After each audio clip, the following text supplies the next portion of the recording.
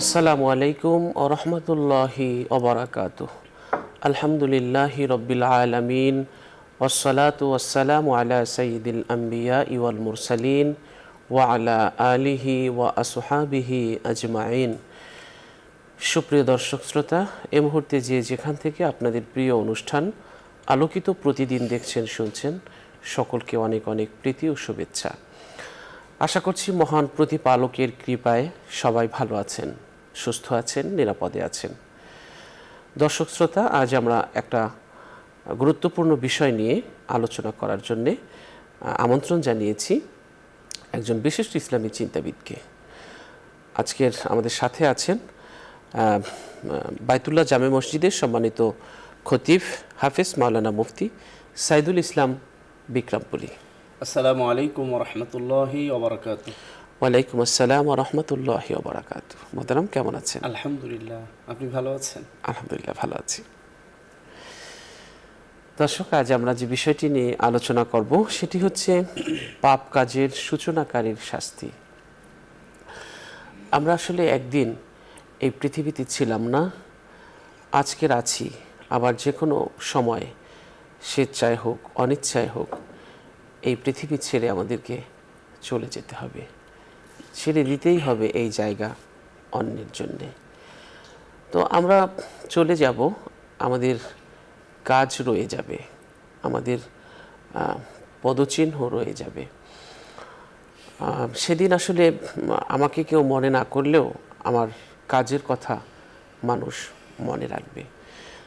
আমাদের কাজগুলো যদি হয় কল্যাণকর, মানুষ যদি সে কাজ থেকে কল্যাণ লাভ করে, তাহলে মানুষ মনে রাখবে, দোয়া করবে। আর যদি সমাজের অকল্যাণ হয়, সমাজ ক্ষতিগ্রস্ত হয় আমার রেখে যাওয়া কাজের দ্বারা, তাহলে মানুষের দীর্ঘশ্বাসের যে বোঝা, সেটা আসলে পরকালে ওপারে বসে আমরা বইতে পারবো না। মানুষের যে ক্ষতির যে একটি দীর্ঘশ্বাস এবং অভিশাপ, সেটা থেকে আমরা রক্ষা পাব না।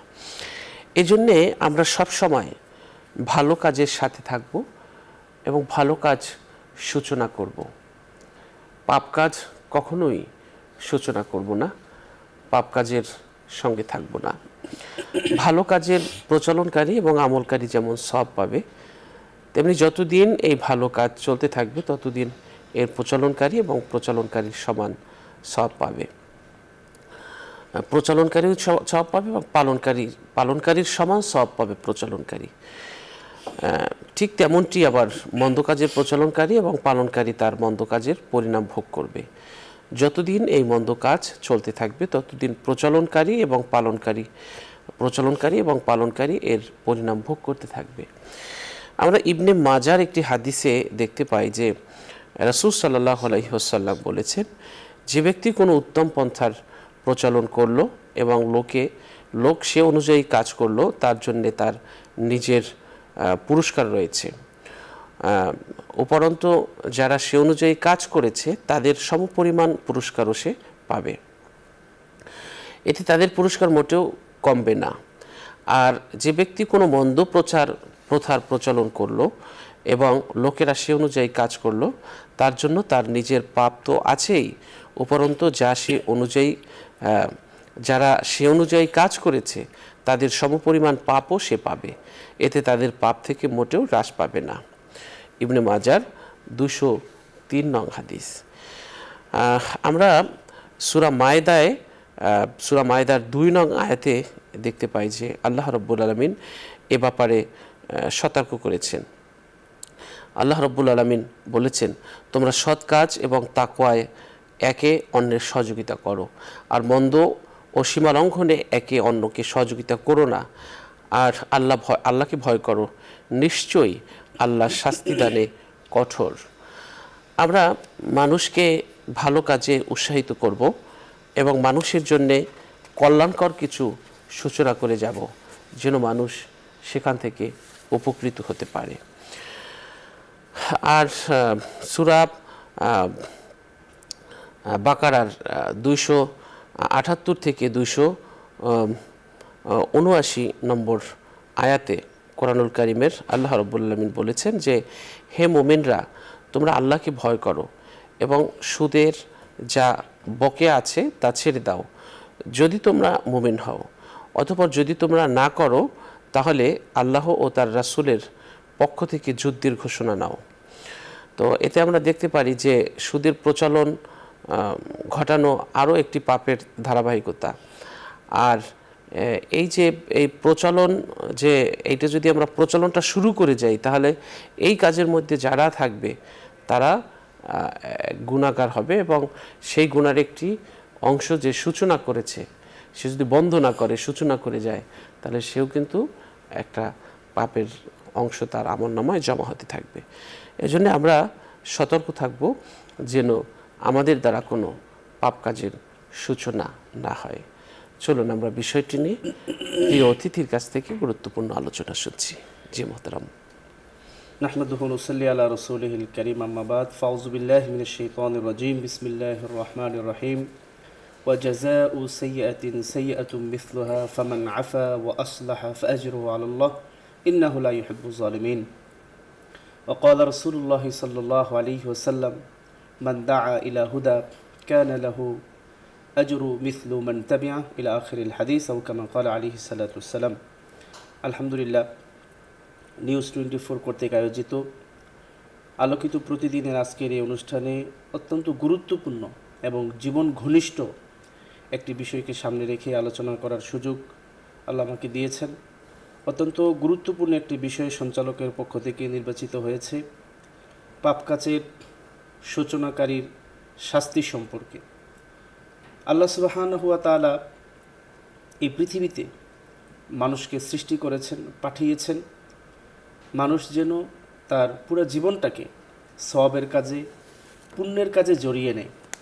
সূরাতু জারিয়ার 56 নং আয়াত আল্লাহ সুবহানাহু ওয়া তাআলা সে কথাই বলেছেন যে ওয়া মা খালাকতুল জিন্না ওয়াল ইনসা ইল্লা লিয়াবুদুন, যে আমার দাসত্ব করার জন্য, ইবাদত করার জন্য, পুণ্য হাসিল করার জন্যই আমি মানুষকে এবং জিন জাতিকে দুনিয়াতে সৃষ্টি করেছি।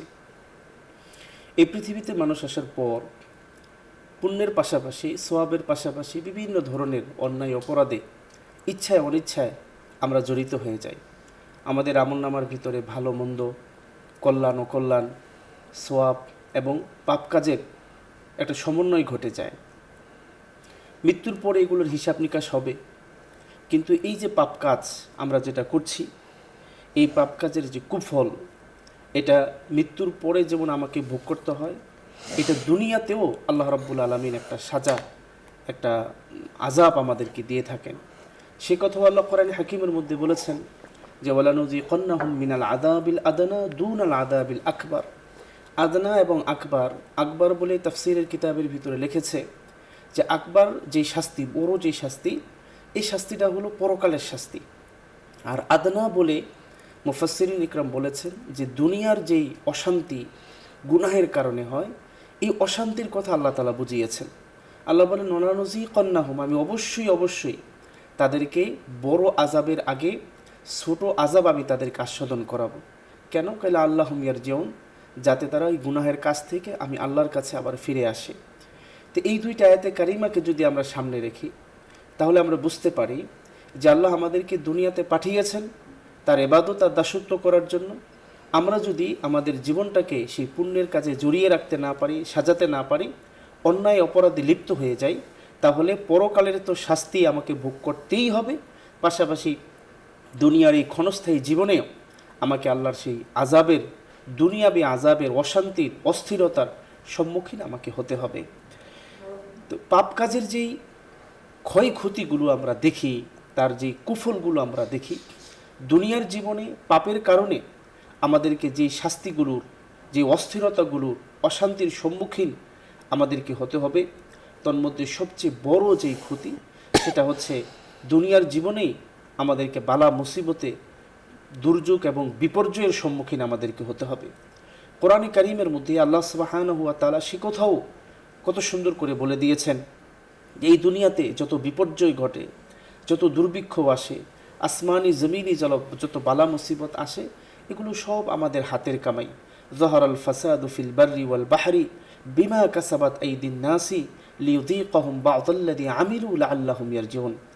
আল্লাহ এই আয়াতের শেষাংশে এই কথাও বলে দিয়েছেন যে তোমাদের গুনাহের কারণে যে বিপর্যয় আর দুর্ভিক্ষ অস্থিরতা এটা জলস্থলে ঘটে, এগুলোর কারণ হচ্ছে সব তোমাদের হাতের কামাই। যে তোমাদের গুনাহের কারণে আজকে এই পৃথিবীর, সমাজের, দেশের, সংসারের, ব্যক্তিগত জীবনে, পারিবারিক জীবনে যে অস্থিরতা, এটা সব হচ্ছে তোমাদের হাতের কামাই, তোমাদের নিজেদের কামাই। তো এগুলো দিয়ে আমি তোমাদেরকে চাই যাতে তোমরা আমি আল্লাহর কাছে আবার ফিরে আসো। দ্বিতীয় নম্বরে যে ক্ষতিটা আমরা দেখতে পাই সেটা হচ্ছে আমাদের অন্তরের মধ্যে একটা ঝং ধরে যায়, মরিচিকা ধরে। হাদিসে পাকে বিশ্বনবী জনাবে মুহাম্মদুর রাসূলুল্লাহ সাল্লাল্লাহু আলাইহি সাল্লাম বলেছেন, যখন কোনো ব্যক্তি একটা গুনাহ করে, একটা অন্যায় কাজ করে, তখন তার অন্তরের মধ্যে একটা কালো দাগ পড়ে যায়। যখন আরও একটা গুনাহ করে, আরও একটা কালো দাগ পড়ে যায়। এভাবে কালো দাগ পড়তে পড়তে তার সেই সাদা, নরম, স্বচ্ছ অন্তরটা কঠিন হয়ে যায়, কালো হয়ে যায়। তখন আর নেকের কাজ তার কাছে ভালো লাগে না, ভালো জিনিস তার কাছে ভালো লাগে না, অন্যায় করাটা তার পছন্দ হয়ে যায়। এই ক্ষতির সম্মুখীন আমরা হয়ে যাই।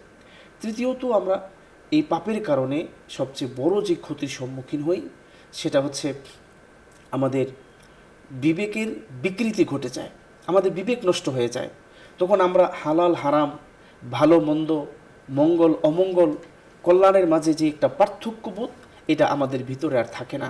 তখন আমার জীবনের যত কর্মকাণ্ড সব কেমন যেন একটা পাপ মিশ্রিত হয়ে যায়। তখন পাপের পাল্লা আমার আমলনামার ভিতরে ভারী হতে থাকে, ভারী হতে থাকে। এই পাপের কারণে এই ক্ষতিগুলোর সম্মুখীন দুনিয়াতে আমাদেরকে হতে হবে। চতুর্থত, আমরা যেই ক্ষতিটার সম্মুখীন হব সেটা হচ্ছে আমার জীবনের একটা অস্থিরতা, অশান্তি, এটা আমার জীবনে নেমে আসবে।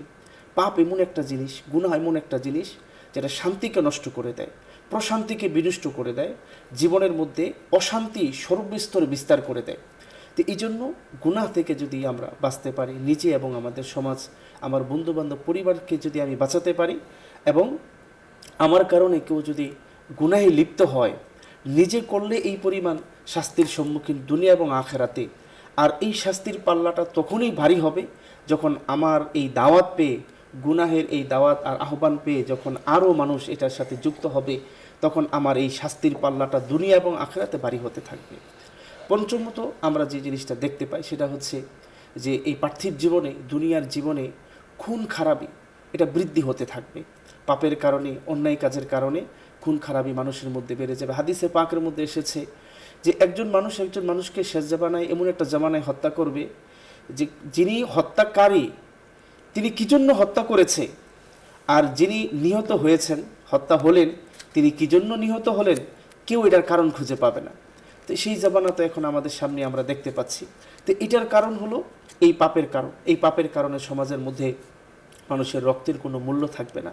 পশুর প্রতি মানুষের দয়া থাকবে, কিন্তু মানুষের প্রতি মানুষের কোনো ইহসান, কোনো দয়া, অনুগ্রহ তাদের থাকবে না। ষষ্ঠত, আমরা যেটা দেখতে পাই সেটা হচ্ছে যে মানুষের যে স্মৃতিশক্তি এটা আস্তে আস্তে লোপ পেতে থাকবে। এই গুনাহের কারণে মানুষের জ্ঞান, বুদ্ধি, তার যে একটা জ্ঞানের যে একটা বরকত, এটার থেকে সে বঞ্চিত হয়ে যাবে।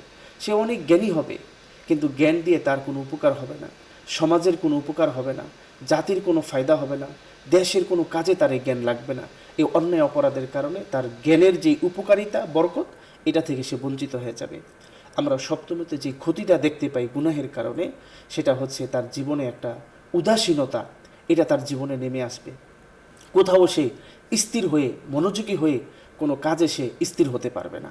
তো এই ক্ষতিগুলোর সম্মুখীন আমাদেরকে হতে হবে।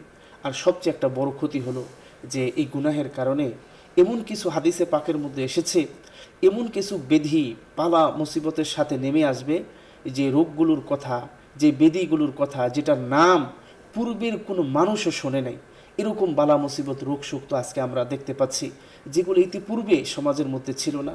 নতুন নতুন রোগের আবিষ্কার হচ্ছে। এর দ্বারাই বোঝা যায় যে আমাদের সমাজে, আমাদের দেশে আমরা এমন এমন পাপে লিপ্ত আছি, প্রকাশ্যে আর গোপনে, যার কারণে এই বিপর্যয়গুলো, যেগুলো আমরা এতক্ষণ পর্যন্ত আলোচনা করলাম, এই দুনিয়ার শাস্তিগুলো আমাদের সম্মুখে আমরা দেখতে পাচ্ছি। তো এই কোরআনে কারিমের মধ্যে আল্লাহ সুবহানাহু ওয়া তাআলা বিভিন্ন সূরার মধ্যে, বিভিন্ন আয়াতে, সূরা নাহলের মধ্যে আল্লাহ রাব্বুল আলামিন বলেছেন যে লিয়াহমিলু আওজারহুম কামিলাতান ইয়াউমাল কিয়ামাহ ওমিন আউজারিল্লাযীনা ইউযিল্লুনাহুম বিগাইরি ইলম আলা সাআ মা ইয়াজিরুন। আল্লাহ সুবহানাহু ওয়া তাআলা বলেন যে প্রত্যেকটা মানুষ তার পাপের যেই বোঝা, এটা কিয়ামতের দিন সে পরিপূর্ণভাবে কামিলাতান ইয়াউমাল কিয়ামা, পরিপূর্ণভাবে সে এই পাপের বোঝা বহন করবে। এর পাশাপাশি ওমিন আউজারিল্লাযীনা ইউযিল্লুনাহুম, ওই সমস্ত মানুষদের পাপও সে বহন করবে যে অজ্ঞতাবশত যাদেরকে সে পথভ্রষ্ট করেছে। আল্লাহ বলেন আলা সাআ মা ইয়াজিরুন, তাদের এই পাপ বহন করাটা কতই না নিকৃষ্ট। এই আয়াতে কারিমার তাফসীরের ভিতরে মুফাসসিরিন ইকরাম লিখেছেন যে আল্লাহ সুবহানাহু ওয়া তাআলা এই আয়াতে কারিমার মধ্যে যেই জিনিসটা আমাদেরকে বুঝালেন যে এখানে এক শ্রেণীর মানুষের কথা আল্লাহ রাব্বুল আলামিন দৃষ্টান্তমূলক কোরআনে কারিমের মধ্যে উল্লেখ করেছেন যে এক শ্রেণীর মানুষ এমন আছে যারা কোরআন বিশ্বাস করে না, আল্লাহর প্রতি ঈমান আনে না, পরকালের প্রতি আস্থা নাই, তারা নিজেরাও দ্বীনের ধর্মকর্মের ভিতরে তারা নাই, তারা নিজেরাই পথভ্রষ্ট, কিন্তু তারা এত বেপরোয়া এবং এতটাই পথভ্রষ্ট যে নিজেদের এই পথভ্রষ্টতার কথা তো স্বীকার করে না, করেই না, আল্লাহর প্রতি ঈমান আনে তো আনেই না, দ্বীনি ধর্মকর্ম তো মানেই না, পাশাপাশি তার আশেপাশে যারা আছে তাদেরকেও বিভ্রান্ত করার জন্য বিভিন্ন সময় বিভিন্নভাবে বিভিন্ন কলা কৌশলে তাদেরকেও দিন থেকে সরানোর জন্য, তাদেরকেও নামাজ পরিত্যাগ করার জন্য, তাদেরকে রোজা পরিত্যাগ করানোর জন্য, দিনই সমস্ত কর্মকাণ্ড থেকে বিরত রাখার জন্য তারা বিভিন্ন কলা কৌশলে, কখনো লেখনির মাধ্যমে, কখনো বক্তৃতার মাধ্যমে, কখনো প্রোগ্রামের মাধ্যমে বিভিন্ন সিস্টেমে তাদেরকে বিভ্রান্ত করার চেষ্টা করে। আল্লাহ বলেন তাদের দুই ধরনের গুনাহ তাদেরকে পরকালে বহন করতে হবে। একটা হলো নিজে বিভ্রান্ত হওয়ার গুনাহ, যে আল্লাহর প্রতি তার আস্থা নাই, পরকালের প্রতি তার আস্থা নাই, আল্লাহর প্রতি তার ঈমান নাই, পরকালের প্রতি ঈমান নাই, কোরআনকে সে বিশ্বাস করে না, কোরআন মানে বাণীকে সে মানে না, এটার একটা গুনাহ। পাশাপাশি তিনি যে অন্যকে বিভ্রান্ত করেছেন, এই অন্যকে বিভ্রান্ত করার যেই কুফল, এটাও তাকে বহন করতে হবে। এই আয়াতে কারিমার মধ্যে সূরা নাহলের মধ্যে আল্লাহ সুবহানাহু ওয়া তাআলা সে কথা বলেছেন।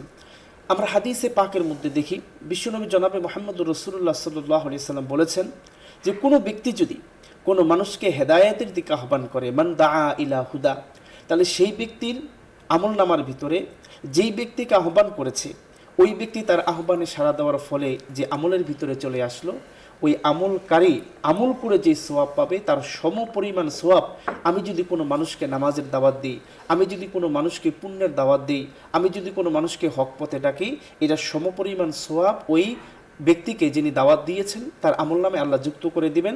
হাদিসে পাকের শেষ অংশে আল্লাহ নবী বলেন ওয়ালা ইয়ানকুসু মিন উজুরিহিম শাইআ, ওই যিনি আমল করেছেন তার আমল নামা থেকে বিন্দু পরিমাণ কোনো নেকি কমানো হবে না, আল্লাহ তাআলা সমান সমান দিয়ে দিবেন।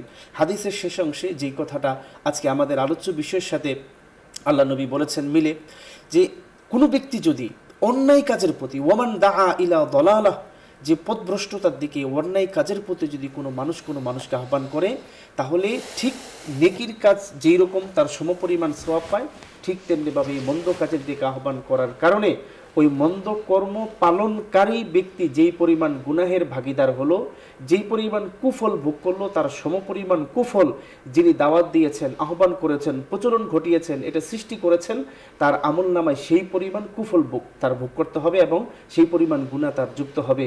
হাদিসের শেষে আল্লাহ নবী একথাও বলেছেন যে ওয়ালা ইয়ানকুসু শাইআন, যে বিন্দু পরিমাণ কোনো মন্দের কুফল যিনি প্রচলন ঘটিয়েছেন আর যিনি আমল করেছেন, আমলকারীর ওই আমলনামা থেকে বিন্দু পরিমাণ কোনো গুনাহ কমানো হবে না, তার সমপরিমাণ গুনাহ তাকেও ভোগ করতে হবে। তো এই হাদিস থেকে আমরা আসলে বুঝতে পারি যে আমরা যদি নিজেরা কোনো অন্যায় কাজে লিপ্ত হই, অপরকেও যদি অন্যায় কাজের প্রতি আকর্ষণ করার জন্য বিভিন্ন কলা কৌশল, লেখনী আর বক্তব্যের আয়োজনের মাধ্যমে তাদেরকে যদি এটার দিকে আহ্বান করি, তাহলে আমার যেই গুনাহ আর যিনি আমল করলেন তার গুনাহ আমাকে ডাবল গুনাহ ভোগ করে, ডাবল শাস্তি আমাকে পরকালে ভোগ করতে হবে। এই কথা কোরআনে হাকিমের মধ্যে আল্লাহ সুবহানাহু ওয়া তাআলা চমৎকারভাবে বলেছেন যে মাইয়া আমাল সুআই ইউজযা বিহি, যে ব্যক্তি অন্যায় কাজ করে তাকে অবশ্যই এই অন্যায়ের প্রতিফল তাকে ভোগ করতে হবে পরকালে। ওয়ালা ইয়াজিদু লাহু ওয়ালিয়্যা ওয়ালা নাসীরা, তাকে সাহায্যকারী পরকালে আযাব থেকে বাঁচানোর কোনো না অভিভাবক না কোনো সাহায্যকারী তার থাকবে। অপর দিক থেকে ওয়া মাইয়া আমাল মিনাস সালিহাতি মিন যাকারিন আও উনসা ওয়া হুয়া মুমিন ফাউলাইকা ইয়াদখুলুনাল জান্নাতা ওয়া লা ইউযলামুনা নাকিরা।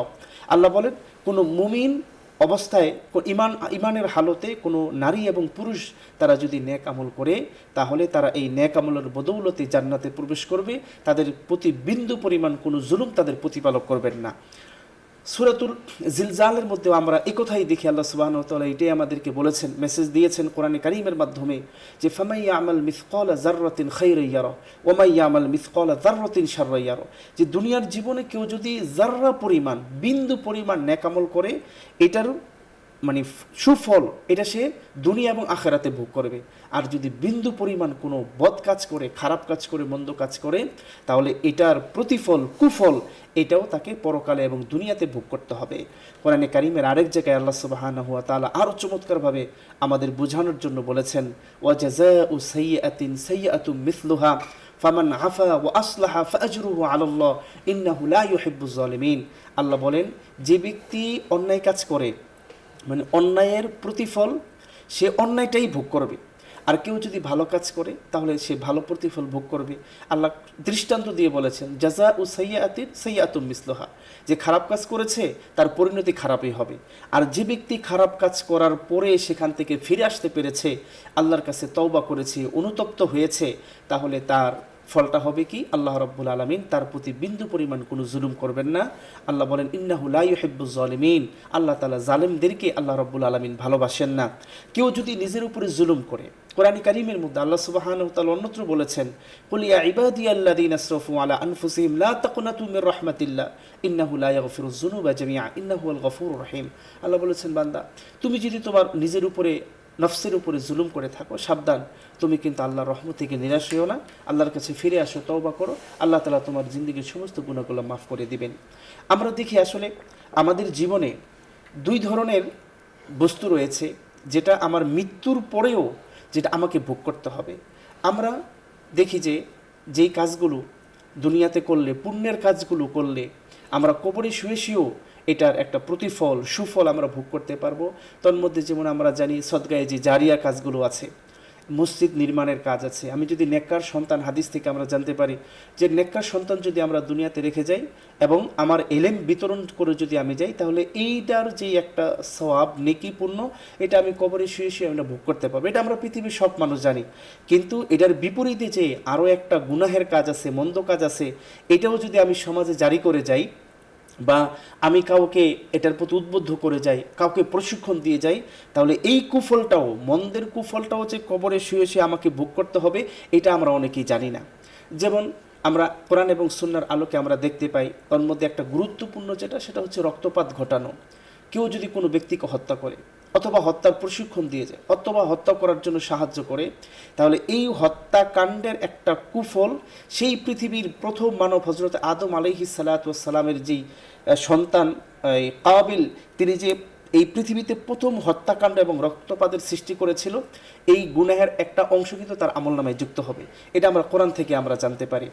ঠিক তেমনিভাবে আমি যদি এমন কোনো মানুষকে হত্যা করার জন্য ইশারা, ইঙ্গিতে, টাকা দিয়ে, বুদ্ধি দিয়ে, অর্থ দিয়ে সহযোগিতা করে, সময় দিয়ে, অস্ত্র দিয়ে আমি যদি কোনোভাবে তাকে সহযোগিতা করি, শুধু হত্যা না, কোনো গুনাহের কাজে আমি যদি এরকম, সমাজে আমরা দেখতে পাই অনেকে এরকম বিভিন্ন ধরনের কনসার্ট করে, গানের আয়োজন করে, নাচানাচির আয়োজন করে, গায়ে হলুদের আয়োজন করে, আমি সেখানে অর্থ দিয়ে, আমি সেখানে সময় দিয়ে, আমি সেখানে খাবারের আয়োজন করে, লোক দাওয়াত দিয়ে, আরও বিভিন্নভাবে যদি আমি সহযোগিতা করি, এই পুরো প্রোগ্রাম থেকে যেই পরিমাণ গুনাহ তারা অর্জন করবে, এই প্রত্যেকের গুনাহ আমার আমলনামায় যুক্ত হয়ে যাবে। নাউজুবিল্লাহি মিন যালিক। তো এই একটা কাজ, যে হত্যাকাণ্ড থেকে শুরু করে একেবারে ছোট থেকে ছোট, বড় থেকে বড় গুনাহ পর্যন্ত আমার সহযোগিতায়, আমার ছত্রছায়ায় যদি হয়, তাহলে এটার কুফল যেমন দুনিয়াতে আমাকে ভোগ করতে হবে, পরকালেও ভোগ করতে হবে। দ্বিতীয়ত, আমরা কোরআন কারীমের আরেকটা আয়াত যদি আমরা সামনে রাখি, তাহলে সেখান থেকে আমরা দেখতে পাই আল্লাহ সুবহানাহু ওয়া তাআলা কত চমৎকারভাবে এবং বলিষ্ঠ কণ্ঠে আল্লাহ বলেছেন যে ও আহাল্লাল্লাহুল বাইআ ও হাররামার রিবা, আল্লাহ তাআলা বেচাকেনাকে হালাল করেছেন, সুদকে হারাম করে দিয়েছেন। বুখারী শরীফের এই কিতাবুল বুয়ুর ভিতরে এই আয়াতের তাফসির করতে গিয়ে একটা শানে নজুল উল্লেখ করা হয়েছে যে আল্লাহ এই আয়াতটা কেন নাজিল করেছেন।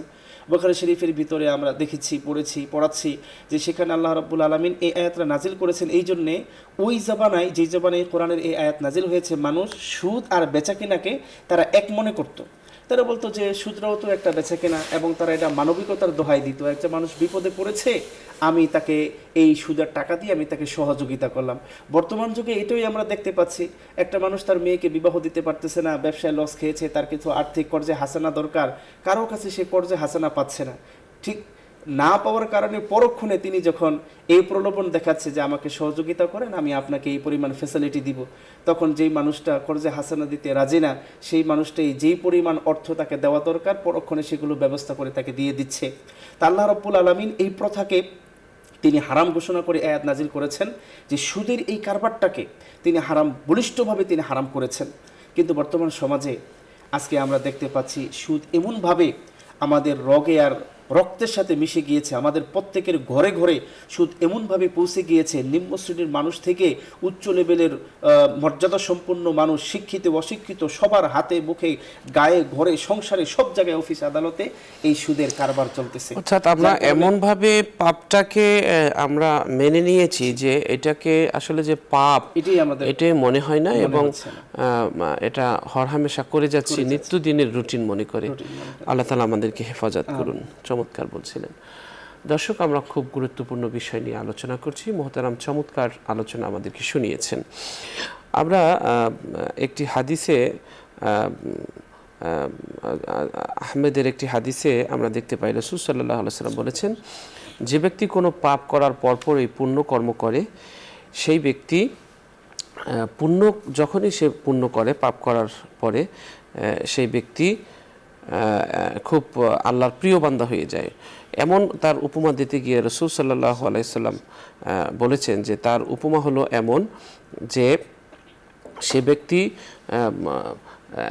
যখন তওবা করে তখন মনে হয় যেন একটা উট, সেটাকে যদি আবার হারানো ব্যক্তি ফিরে পায়, উটটি ফিরে পেলে যেভাবে খুশি হয়, ঠিক আল্লাহ তাআলার কাছে কোনো বান্দা যখন অপরাধ করার পরে আবার তওবা করে এবং ফিরে আসে, তখন সেভাবে আল্লাহ তাআলা খুশি হন। তো এই জন্য আমরা যারা অন্যায় কাজ করেছি, অন্যায় কাজের সূচনা করেছি, আমরা তওবা করে নেব। আচ্ছা, আমরা যেই হাদিসটির আলোচনা করেছিলাম সেখানে আমরা দেখতে পাই যে রাসূল সাল্লাল্লাহু আলাইহি সাল্লাম বলেছেন, যে ব্যক্তি কোনো পাপ করার পরপরই পুণ্যকর্ম করে, সেই ব্যক্তির উপমা ওই ব্যক্তির মতো যার দেহে ছিল সংকীর্ণ বর্ম, যা তার শ্বাসরোধ করে ফেলছিল, অথবা সে যখন একটি পুণ্যকর্ম করে তখন বর্মের একটি আংটা খুলে যায়, তারপর আরেকটি পুণ্য করলে আরও একটি আংটা খুলে যায়, ফলে সে সংকীর্ণতার কষ্ট থেকে মুক্তি লাভ করতে পারে। তো এই যে এই একটি হাদিস এবং আরেকটি হাদিসে রাসূল সাল্লাল্লাহু আলাইহি ওয়াসাল্লাম বলেছেন যে হারানো উট ফিরে পেলে যেভাবে সে খুশি হয়, সে কোনো পাপী বান্দা তওবা করে ফিরে আসলে আল্লাহ তাআলা সেভাবে খুশি হন। তো আমরা তওবা করব, বেশি বেশি তওবা করব এবং পুণ্যের কাজের সাথে আমরা থাকব। নবীজি বলেছেন, নিশ্চয়ই বামের ফেরেশতা পাপী বা অপরাধী মুসলিমের উপর থেকে 6 ঘন্টা কলম তুলে রাখেন, অথবা সে যদি পাপে অনুতপ্ত হয়ে আল্লাহর কাছে ক্ষমা প্রার্থী হয়, তাহলে তা উপেক্ষা করেন, নচেত একটি পাপ লেখা হয়। অর্থাৎ পাপ করার পরেও যে বামের ফেরেশতা সে 6 ঘন্টা পর্যন্ত কলম তুলে রাখেন, পাপ লেখেন না, অপেক্ষা করেন সে তাওবা করে কিনা, ফিরে আসে কিনা। এজন্যই আমাদের এই সুযোগ দিয়েছে আল্লাহ তাআলা, এই সুযোগগুলো আমরা কাজে লাগানোর চেষ্টা করব। রাসূল সাল্লাল্লাহু আলাইহি সাল্লাম আরেকটি হাদিসে বর্ণনা করেছেন যে তার বরকতময় মহান প্রভু থেকে বর্ণনা করেছেন, তিনি বলেন যে হাদিসে কুদসি, নিশ্চয়ই আল্লাহ পুণ্যসমূহ ও পাপসমূহ লিখে দিয়েছেন, অতঃপর তিনি তার ব্যাখ্যাও করে দিয়েছেন। যে ব্যক্তি কোনো নেকি করার সংকল্প করে কিন্তু সে তা কর্মই বাস্তবায়ন করতে পারে না, আল্লাহ তাআলা তার জন্য কেবল নিয়াত করার বিনিময়ে একটি পূর্ণ নেকি লিখে দেন। আর সে যদি সংকল্প করার পর কাজটি করে ফেলে, তাহলে আল্লাহ তার বিনিময়ে 10 থেকে 700 গুণ, বরং তার চেয়েও অনেক গুণ নেকি বাড়িয়ে দেন, লিখে দেন। পক্ষান্তরে যদি সে একটি পাপ কাজ করার সংকল্প করে কিন্তু সে তা কর্মে বাস্তবায়িত না করে, তাহলে আল্লাহ তাআলা তার নিকট একটি পূর্ণ নেকি হিসেবে লিখে দেন। আর সে যদি সংকল্প করার পর ওই পাপ কাজ করে ফেলে, তাহলে আল্লাহ তাআলা মাত্র একটি পাপ লিখে রাখেন, একটি পাপ লেখেন। তো আমরা জীবনে অনেক পাপ করেছি, আমরা পুণ্য খুব কমই করেছি। সুতরাং আর যেন কোনো পাপের কাজ আমাদের দ্বারা শুরু না হয় এবং আমাদের দ্বারা আমরা যেন শুরু না করি। রাসূল সাল্লাল্লাহু আলাইহি ওয়াসাল্লাম বলেছেন, আল্লাহ পাক পাপ পুণ্য লেখক ফেরেশতাকে বলেন, আমার বান্দা যখন কোনো পাপ করার ইচ্ছা করে তখন তা কাজে পরিণত না করা পর্যন্ত তার আমলনামায় পাপ লিপিবদ্ধ করো না, অথবা যদি তা কাজে পরিণত করে তাহলে অনুরূপ একটি পাপ লিপিবদ্ধ করো, আর যদি তা আমার কারণে ত্যাগ করে কাজে পরিণত না করে তাহলে তার জন্য একটি নেকি লিপিবদ্ধ করো। পক্ষান্তরে যখন সে কোনো নেকির কাজ করার ইচ্ছা করে এবং তা কাজে পরিণত না করতে পারে তাহলে তার জন্য একটি নেকি লিপিবদ্ধ করো, আর যদি তা কাজে পরিণত করে ফেলে তাহলে তার জন্যে 10 থেকে 700 গুণ নেকি লিপিবদ্ধ করো। সুবহানাল্লাহ। তো আমরা আল্লাহর কাছে সবসময় ভালো কাজ করার তৌফিক কামনা করব। ভালো কাজের তৌফিক দেওয়াটাও একটা নেয়ামত। নবীজি বলেছেন, মুমিন যখন কোনো পাপ করে তখন তার হৃদয়ে একটি কালো দাগ পড়ে যায়, অথবা সে যদি তওবা করে পাপ থেকে বিরত হয় ক্ষমা প্রার্থনা করে তাহলে তার হৃদয় পরিষ্কার হয়ে যায়, আর যদি আরও বেশি পাপ করতে থাকে তাহলে সেই দাগ তার হৃদয়কে গ্রাস করে নেয়। এই হলো সেই জং যার কথা আল্লাহ তাআলা কিতাবে উল্লেখ করেছেন। তো আমরা আল্লাহর কাছে ক্ষমা চাবো এবং যেন তিনি আমাদেরকে পাপ কাজ থেকে হেফাজতে রাখেন, সেজন্য আমরা আল্লাহর কাছে বেশি বেশি প্রার্থনা করব। নবীজি বলেছেন, 3 ব্যক্তির নিকট হতে কিয়ামতের কিরামান কাতিবিনের পাপ পুণ্য লেখার কলম তুলে নেওয়া হয়েছে। ঘুমন্ত ব্যক্তি হতে যতক্ষণ না সে জাগ্রত হয়েছে, পাগল ব্যক্তি হতে যতক্ষণ না সে সুস্থ হয়েছে, এবং শিশু হতে যতক্ষণ না সে সাবালক হয়েছে। তো আল্লাহ তাআলা আমাদেরকে নিষ্পাপ অবস্থায় যেন কবরে যাওয়ার তৌফিক দান করেন, এবং যতগুলো অন্যায় অপরাধ করেছি সবগুলো যেন আল্লাহ তাআলা রহমতের পানি দিয়ে ধুয়ে পরিষ্কার করে দেন, সেই প্রার্থনা আল্লাহর কাছে আমরা করছি। দর্শক, আমরা অনুষ্ঠানের একেবারে শেষ প্রান্তে চলে এসেছি। আমরা 1 মিনিটে মুহতারামের কাছ থেকে শেষ মন্তব্য শুনব। কোরআনে কারীমের একটা আয়াতে কারীমা যদি শেষ মুহূর্তে বলি, আল্লাহ তাআলা বলেছেন, ইন্নাল্লাযীনা ইউহিব্বুনা আন তাশিয়াল ফাহিশা, যে যারা অন্যায় এবং অশ্লীলতা ছড়িয়ে দিতে চায় তাদের জন্য দুনিয়া এবং আখিরাতে কঠিন শাস্তি রয়েছে। তা আমরা বর্তমান যুগে যে জিনিসটার সম্মুখীন হচ্ছে সেটা হলো সোশ্যাল মিডিয়া।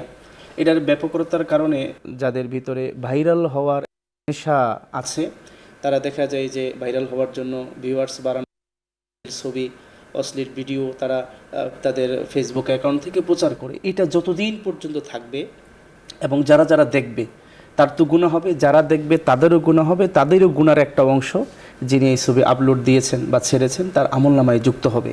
এই জন্য আমাদের প্রত্যেকের উচিত সুদি কারবার থেকে শুরু করে সুদি লেনদেন যেখানে হয় এই সমস্ত জায়গা থেকে অ্যাকাউন্ট হোল্ডারের নাম কেটে এবং এই অশ্লীলতা যাতে সমাজে ছড়াতে না পারে এই সমস্ত জায়গা থেকে আমরা যেন সবাই তওবা করে ফিরে আসতে পারি, আল্লাহ তাআলার অভিমুখী হতে পারি। তাহলে দুনিয়া এবং পরকাল আমার জন্য খুব সুন্দর হবে এবং প্রশান্তিময় হবে। আমিন। দর্শক, পৃথিবীতে সর্বপ্রথম মানব হত্যা করেছিলেন আদম আলাইহিস সালামের পুত্র কাবিল। পৃথিবীতে যত মানুষ হত্যাকাণ্ডে লিপ্ত হবে সবার পাপ সে পাবে। অনুরূপভাবে কেউ যদি কাউকে হত্যার প্রশিক্ষণ দেয় বা হত্যার ধারাবাহিকতা সৃষ্টি করে তাহলে সেও অনুরূপ শাস্তি পাবে। হযরত আব্দুল্লাহ ইবনে মাসউদ রাদিয়াল্লাহু তাআলা আনহু থেকে বর্ণিত, তিনি বলেন, রাসূল সাল্লাল্লাহু আলাইহি ওয়াসাল্লাম বলেছেন, কোনো ব্যক্তিকে অন্যায়ভাবে হত্যা করা হলে তার এই খুনের পাপের অংশ আদম আলাইহিস সালামের প্রথম ছেলে কাবিলের উপর বর্তায়, কারণ সেই সর্বপ্রথম হত্যার প্রচলন ঘটায়। আল্লাহ তাআলা আমাদের সকলকে পাপ কাজের সূচনা থেকে বিরত রাখুন। দর্শক, একটি মোনাজাত হবে, আপনারাও চাইলে আমাদের সাথে মোনাজাতে শরীক হতে পারবেন। اللهم صل على سيدنا ونبينا وشفيعنا وحبيبنا ومولانا محمد صلى الله عليه وعلى آله وأصحابه وبارك وسلم. اللهم آمين. ربنا ظلمنا أنفسنا وإن لم تغفر لنا وترحمنا لنكونن من الخاسرين. اللهم آمين. ربنا لا تزغ قلوبنا بعد إذ هديتنا وهب لنا من لدنك رحمة إنك أنت الوهاب. اللهم آمين. মহিয়ান গরিয়ান সর্বশক্তিমান মেহেরবান দয়ালু দাতা, আপনি আকাশের মালিক, বাতাসের মালিক, পাহাড়ের মালিক, সাগরের মালিক, মরুভূমির মালিক, জীবনের মালিক, মরণের মালিক। আপনার কাছে হাত পেতেছি জীবনের সব গুনার বোঝা নিয়ে গো আল্লাহ। গুনার বোঝা মাথায় নিয়া ঘুরিতেছি, মাফ করিয়া দাও গো মাওলা ইলাহি। গুনার বোঝা নিয়ে আপনার শাহী দরবারে ভিখারির মতো, কাঙ্গালের মতো, ফকিরের মতো হাত পেতেছি গো আল্লাহ।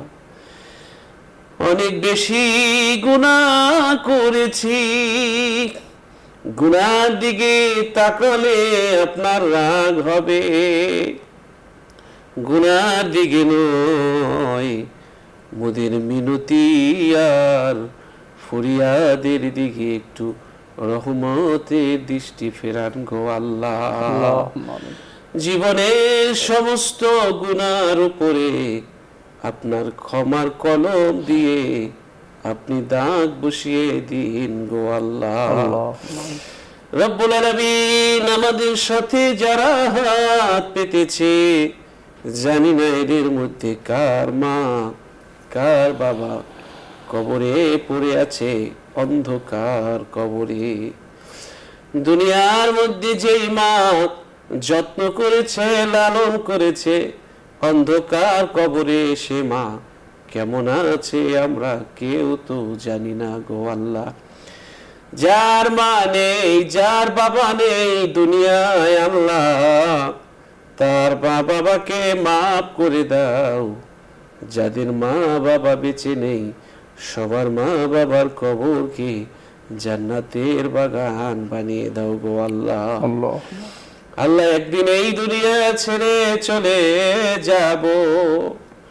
দুনিয়ার মধ্যে মানুষ যখন চলে যায়, মানুষ চলে যাওয়ার পর তার স্বজনরা তার জন্য দোয়া করে, হাত তুলে কান্নাকাটি করে, আপনজনেরা সন্তানেরা দোয়া করে।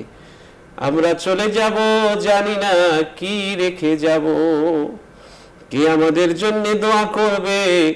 দোয়া করার মতো মানুষ রেখে যেতে পারবো কিনা জানি না গো আল্লাহ। আল্লাহ দুনিয়া ছাড়ার আগে ভালো ভালো কাজ রেখে যাওয়ার তৌফিক তুমি দান করো।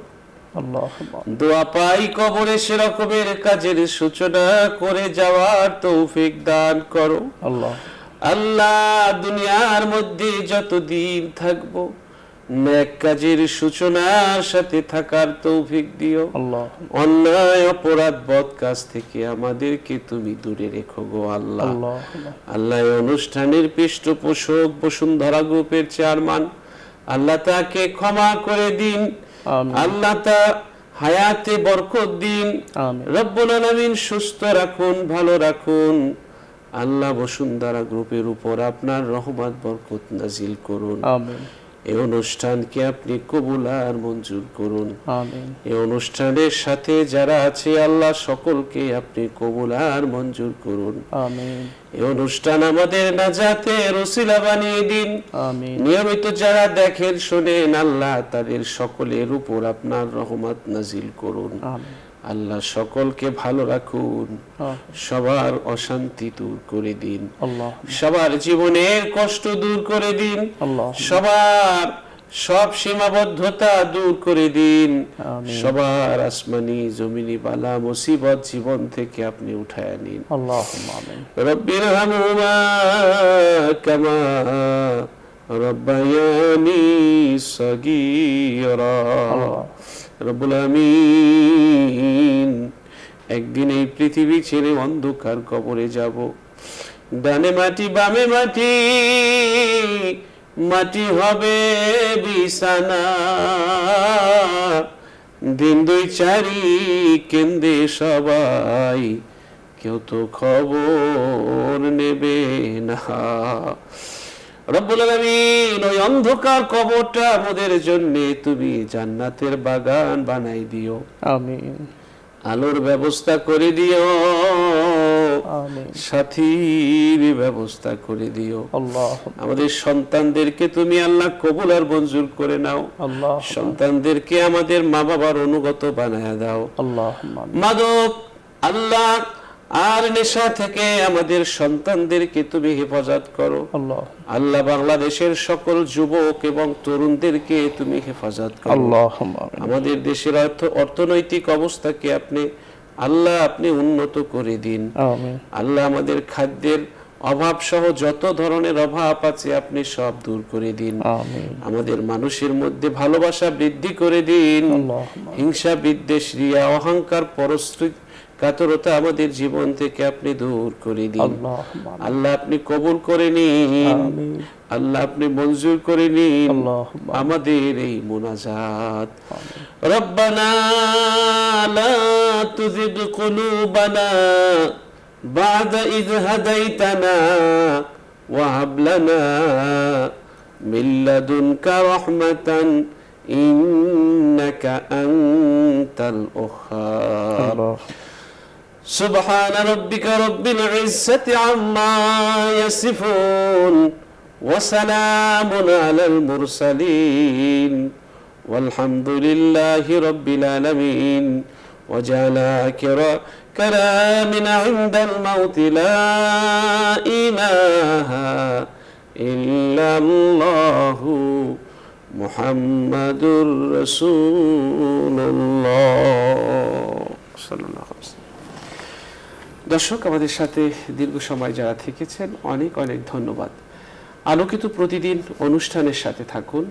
এই অনুষ্ঠান আপনি দেখুন, অন্যকেও এই অনুষ্ঠান দেখতে উৎসাহিত করুন।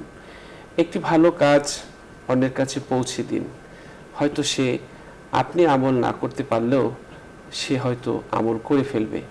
আর সে যখন সে ভালো কাজটি আমল করবে তখন তার একটি অংশ আপনার আমল নামায় আল্লাহ তাআলা জমা করবেন। এই জন্য থাকবো আমরা ভালোর সাথে, থাকবো আলোর সাথে, থাকবো সত্যের সাথে। আমরা সত্যকে বরণ করে নেব এবং অন্যায়কে আমরা কখনোই সমর্থন করব না। আল্লাহ তাআলা আমাদের জীবনকে সমৃদ্ধ করুন ন্যাক দিয়ে। আল্লাহ তাআলা আমাদের জীবনকে সমৃদ্ধ করুন ভালো কাজ দিয়ে। অন্যায় অপরাধ থেকে আমাদের সকলকে আল্লাহ দূরে রাখুন এবং দূরে থাকার তৌফিক আল্লাহ তাআলা আমাদেরকে নসিব করুন। সেই প্রত্যাশায় আমরা আজ এখানেই বিদায় নিচ্ছি। সকলে ভালো থাকবেন, সুস্থ থাকবেন। আল্লাহ হাফেজ। আসসালামু আলাইকুম ওয়া রাহমাতুল্লাহি ওয়া বারাকাতুহু।